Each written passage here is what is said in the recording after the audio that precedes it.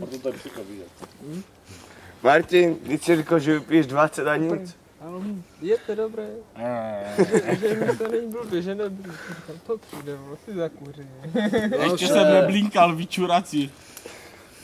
Hlavně to nepřeháněj. Hej, pičo, jsem doškrabaný, jak kdyby mě pičo bengalský tiger trhal. Hej, teď se jak tě tahali nahoru? Kde až spadl, nebo co úplně dolů? Úplně dolů dvakrát. Úplně. Jo? Kámo, my už jsme byli v polovině. Řebíky tam dřeva, on tam přes hlavu šel. Už jsme byli v polovině toho, ale to zase skulal, vole. Ej, Martin, ty si teda budeš rozbitý jak cím starý. Pohodě, pičo. Pojď, pičo, ne? Ale jak dlouho, že? Bacha na oheň, kamo. Mrdám oheň, pičo, budu plešatý, ne?